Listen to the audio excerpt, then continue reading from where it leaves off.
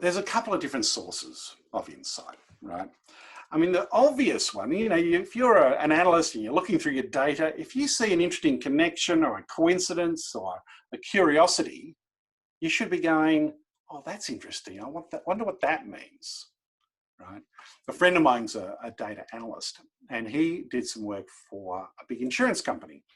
And he said came in, and it was an insurance company that did essentially insurance around personal injury, right? And he was talking to a case officer, and this case officer said they were just finishing up this one case, about to make this big payout, but the case officer was a little bit worried about, you know, the validity of the case.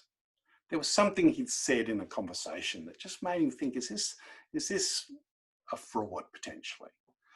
Well, my friend said, well, why don't we jump onto the system and do some data analysis on the spot, you know, on the fly. But the first place he went wasn't in their SaaS system that he was primarily looking after. It was actually Facebook. So they pulled this guy's name up. He had an unusual name. They found him very quickly. And there he was, a photo of him on a snowboard up in the mountains, skiing or snowboarding, with a comment under the caption that sort of said, hey, I'm getting my payout tomorrow. Isn't life great? So they immediately discover a problem.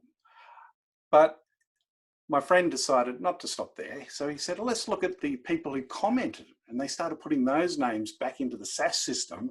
And they found that out of the 14 people who commented, 8 of them were actually also people who'd made claims. And they thought, oh my God, now we have 9 people who have obviously done something untoward.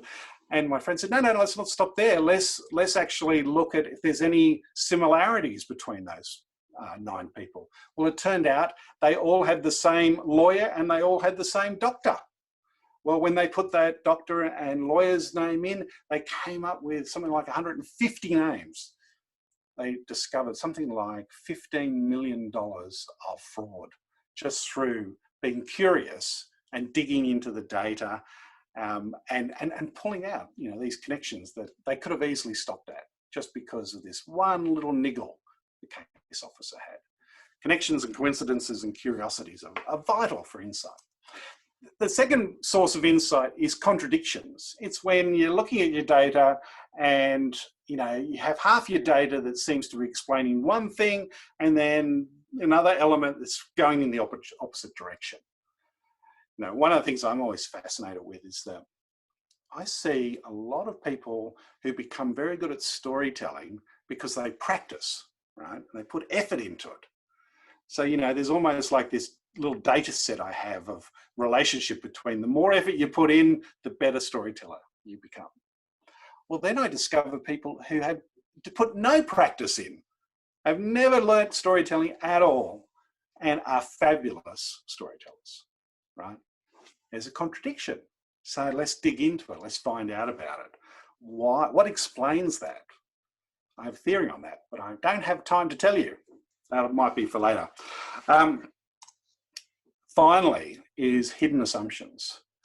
There are situations when it's so easy for everyone to get consumed with one way of seeing the world. Barry Marshall, great doctor from Perth in Australia, back in the 80s, he was right in the middle of a time where everyone believed that stomach ulcers were caused by stress. Remember that? Oh, I'm so stressed, I got a stomach ulcer. Well, he was seeing data that was contradictory. He was seeing some hidden assumptions, digs into it. He finally proves, and they didn't believe him for so long, they didn't believe him. He proved that stomach ulcers are not caused by stress, they're caused by a bacteria. A bacteria, I think it's called Heliobacter pylori. How's that for a mouthful? No, still, even when he had the data, he wasn't believed, and so he had to actually, sort of ended up drinking a beaker full of that bacteria, gave himself terrible stomach ulcers, and then cured himself with antibiotics, which of course you can do if it's a bacteria, right? So these are the sources of insight. So this is where you got to start with data storytelling. So